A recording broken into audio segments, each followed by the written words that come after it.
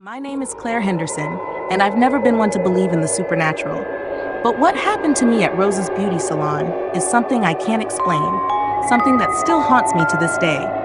It was a rainy evening when I first stepped inside Rose's. The salon had a reputation for being a bit of a local secret, known for its skilled stylists and tranquil atmosphere.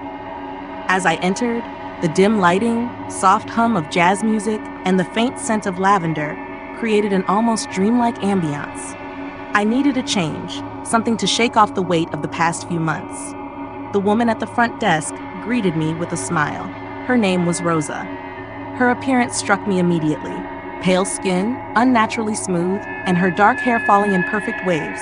She led me to a seat by the large mirror and asked what I was looking for. A trim, just a couple of inches off, I said, trying to shake off the slight unease I felt. She nodded, her eyes never quite meeting mine. As she draped the cape around me, I noticed the mirror was fogged slightly, which was strange given the lack of steam or heat in the room. It's just the humidity, I thought. Rosa moved with precision, her scissors gliding effortlessly through my hair. But something about her touch felt cold, almost too light. I glanced up into the mirror again, and that's when I noticed it. There were figures in the reflection. At first, I thought it was a trick of the light, but the more I focused, the clearer they became.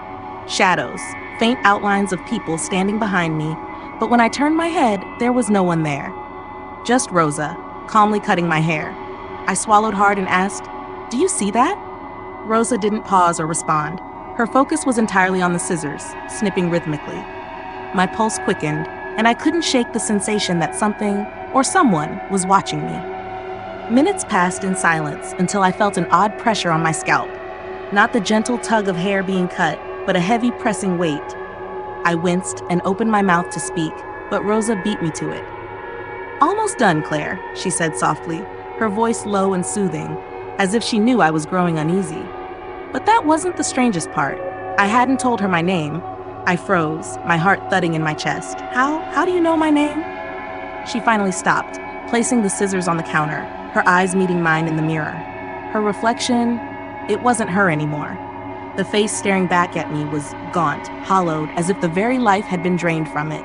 Her eyes were dark, endless pits of black, and her mouth twisted into a grotesque smile. "I know a lot about you," she whispered. I jolted out of the chair, the cape sliding off me as I backed away.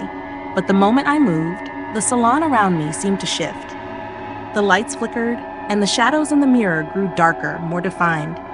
I could see them now, figures of women all sitting in the chairs behind me, their faces pale, their eyes wide and lifeless. The door. Where was the door? I turned, searching for the exit, but all I saw were more mirrors, more reflections of me standing there in panic. I could feel my breath quickening, the room closing in. Rosa stepped closer, her feet barely making a sound on the floor. "You're not the first to come here for a change," she said softly, her voice echoing unnaturally in the room. "But once you sit in my chair, you never leave." I ran, bolting toward what I thought was the front of the salon, but the mirrors distorted everything, twisting the space into an endless maze. My reflection was everywhere, trapped in every angle, looking just as terrified as I felt. The last thing I remember before blacking out was the sensation of cold hands wrapping around my shoulders and that awful ghostly smile of Rosa's fading into the darkness. When I woke up, I was lying outside the salon, drenched in rain, my hair perfectly trimmed. The windows of Rosa's beauty salon were dark, the place boarded up, as if it had been abandoned for years. But every time I pass by that place now, I still see myself in the reflection of the broken windows, staring back at me, trapped inside that nightmare forever.